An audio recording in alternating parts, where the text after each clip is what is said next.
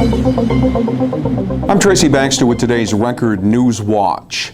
His murder conviction was thrown out last year by an appeals court which ruled his statements to police should not have been admitted at trial. Today, James Harris chose not to pursue a new trial, opting to plead guilty to the charge of first-degree manslaughter. Harris admitted to his role in the 2006 killing of Franklin Fitz in Middletown in a dispute over drugs. Fitz was beaten and thrown into the trunk of a car that was later found in Newburgh. Cause of death was listed as head trauma and asphyxiation. An accomplice, James Blagman of Middletown, was convicted of murder and later hanged himself in prison. For some, the school year is beginning earlier than for others. While most area schools open their doors later this week or early next, students in the Florida district had a quick turnaround from the Labor Day holiday weekend. A school there began today, as well as in the Curious Joel district. Classes begin next Monday in the Middletown district, and today students with the Mayor's Youth Council were busy stuffing close to 450 donated backpacks with school supplies donated by local service clubs, businesses, and religious organizations. The backpacks were then dropped off at each school in the Middletown district, where the principal and teachers will give them to students from low-income families. Their families do not have the money to buy the necessary supplies for their kids in school, the first day of school. As we all know, every child wants to have all the supplies they think they need, and so they feel like every other child. But we know that that's not possible right now.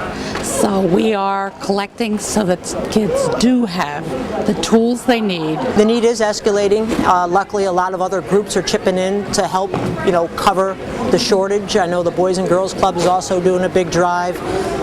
It's so nice to have all the churches, local businesses, service clubs, residents step up to the plate, and they've donated all of this stuff. Also in the Middletown district, federal grant money will allow for the purchase of iPads for high schoolers beginning in January, and the district will start a state-of-the-art program that offers an extra year of kindergarten to students who they think need it.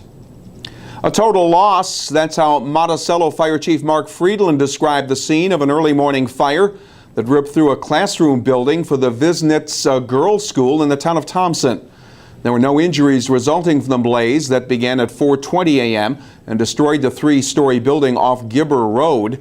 Monticello firefighters got an assist from members of 4 neighboring departments, but they had no chance of saving the building that was engulfed in flames when they arrived on scene.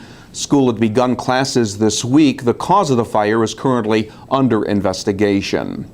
Police say this employee of an area store staged a crime scene by cutting the store's alarms and making it look like a burglary had been committed. Instead, Town of Woodbury police detectives determined the 23-year-old Darren Bleach of Goshen had faked the burglary in order to steal about 850 watches valued at about $245,000 from the Time Factory outlet store at Woodbury Common.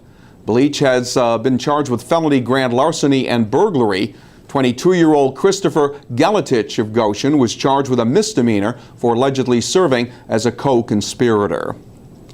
Habitat for Humanity of Greater Newburgh has gotten a huge financial boost to help it achieve its goal of building 50 houses in 5 years in blighted sections of the city of Newburgh. Habitat's been awarded a $500,000 grant from the Dyson Foundation, a private family-directed Hudson Valley organization. Habitat Newburgh was founded in 1999, and since then they've constructed 67 affordable homes for deserving families who assist in the building process.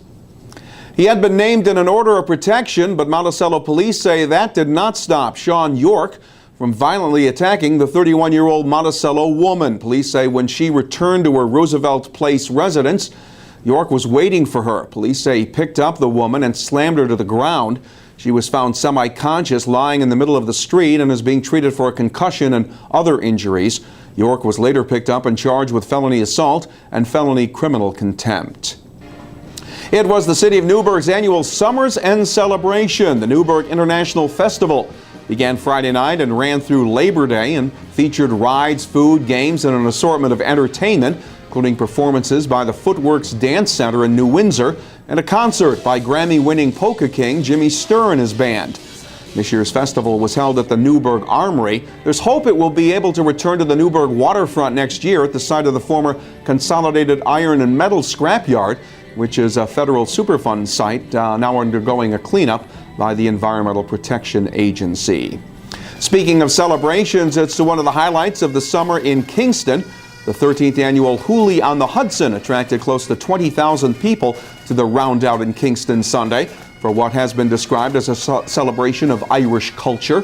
Festivals organized by the Ulster County chapter of the Ancient Order of Hibernians and featured all things Irish, including music, dance, crafts, and, of course, beer. And this year's Hooley helped to kick off a $1 million fundraising effort for the construction of an Irish cultural center on Abeele Street in Kingston. And you could call it a living history lesson. Museum Village continued its Labor Day weekend tradition of bringing the Civil War to life during its 38th annual Civil War weekend.